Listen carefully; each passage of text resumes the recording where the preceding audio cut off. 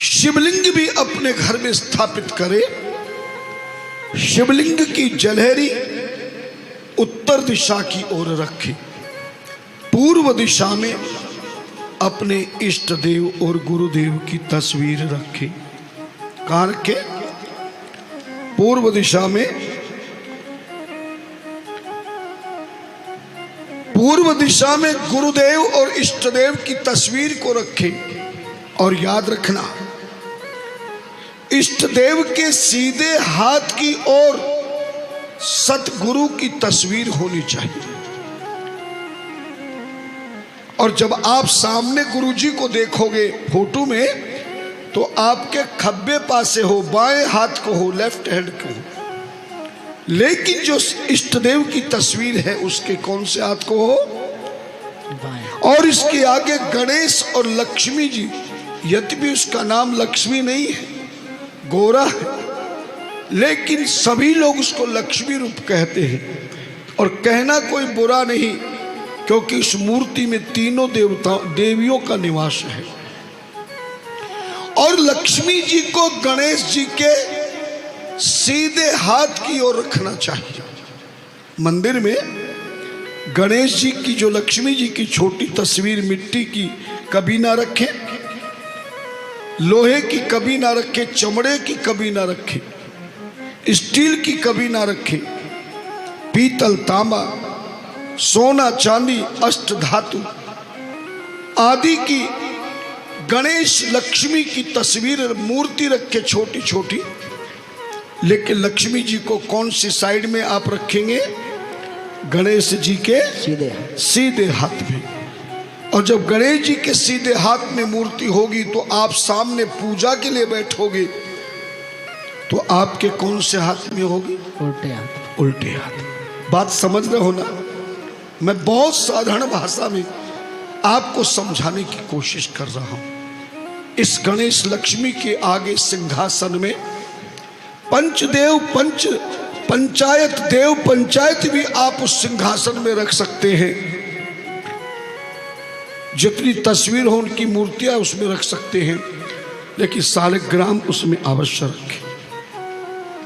पूर्व से लेकर दक्षिण तक की दीवार में मंदिर के अंदर भगवती दुर्गा की तस्वीर रखे, लक्ष्मी नारायण की तस्वीर रखे, सरस्वती की तस्वीर रखे, सूर्य भगवान की तस्वीर रखे, राम दरबार रखे, राधा कृष्ण रखे। जितनी भी तस्वीरें सामने लगावे, लेकिन हनुमान जी की तस्वीर या मूर्ति को कौन सी दिशा में रखेंगे? भूल गए? दक्षिण में। दक्षिण में नहीं, दक्षिण में मुख करना है। तो दक्षिण में मुख करोगे तो कौन सी दिशा में रखना पड़ेगा? उत्तर। उत्तर दिशा में। और जिस लक्ष्मी की तस्वीर की आप दिवाली पर पूजन करते हैं, जिस तस्वीर में लक्ष्मी जी, सरस्वती और गणेश जी हो, ऐसी मूर्ति तस्वीर को हमेशा दक्षिण की दीवार की ओर रखना चाहिए। और इसका मुख कौन सी दिशा में करना चाहिए? उत्तर। उत्तर दिशा। इस तरह से मंदिर में मूर्तियों की स्थापना करें।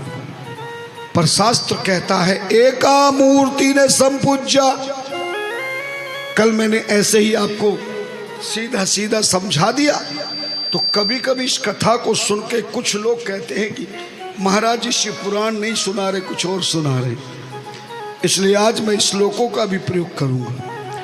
एका मूर्ति ने संपूज्या ग्रहीणा श्रेष्ठ मिच्छता, अनेक मूर्ति संपन्न है सर्वान कामान वाप्नुयात्। किसी भी गृहस्थी को अपने घर के मंदिर में अकेली मूर्ति की पूजा भूल करके भी नहीं करनी चाहिए। अकेली मूर्ति की पूजा नहीं करनी चाहिए। अनेक मूर्तियों को स्थापना करे, लेकिन घर में, बंगले में, कोठी में, महल में कभी भी कितना बड़ा धनवान हो जाए, मगर किसी भी प्रकार की मूर्ति की प्राण प्रतिष्ठा नहीं करनी चाहिए। घर में हमेशा चर मूर्तियां होनी चाहिए, उन्हें उठा के कहीं भी रखा जा सके। ऐसी मूर्तियों की गृहस्थ को पूजन करनी चाहिए, लेकिन एक जैसी ज्यादा मूर्ति ना हो।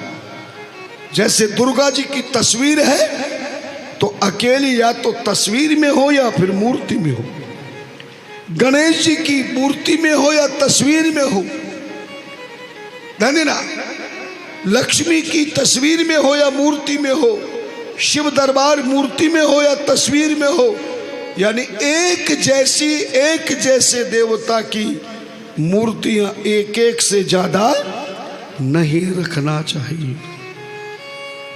ध्यान देना। वैसे हमारे सनातन धर्म में कितने देवता हैं सुना होगा आपने, कहते 33 करोड़ देवी देवता है। ऐसा तुम्हें बहकाया गया है, कई धर्म ग्रंथों में नहीं लिखा कि 33 करोड़ देवी देवता है। ये करोड़ शब्द नहीं है, ये कोटि शब्द है। 33 कोटि देवता, और कोटि शब्द का अर्थ करोड़ नहीं होता है। कोटि शब्द का अर्थ करोड़ नहीं होता है। कोटि शब्द का अर्थ है श्रेणियां, जातियां। 33 करोड़ देवी देवता नहीं है, केवल 33 श्रेणियां हमारी देवी देवताओं की है, न कि 33 करोड़ देवी देवता है। आज से दिमाग में बिठा लेना, 33 करोड़ नहीं है, 33 कोटि, और कोटि का अर्थ है प्रकार, श्रेणियां, जातियां। 33 प्रकार की देवी देवताओं की श्रेणियां हैं, जिनमें 11 रुद्र प्रकार की श्रेणियां हैं, 8 वसु हैं, 12 आदित्य हैं और 1 इंद्र है। 8 प्रकार के वसु कौन कौन से हैं? अग्नि, पृथ्वी, वायु, आकाश। ध्यान देना, ये 5 प्रकार के वसु हैं, यानी वसु प्रकार के देवी देवता हैं। और 11 रुद्र हैं, जिनमें 5 ज्ञानेंद्रियां, 5 कर्मेंद्रियां और 1 मन है।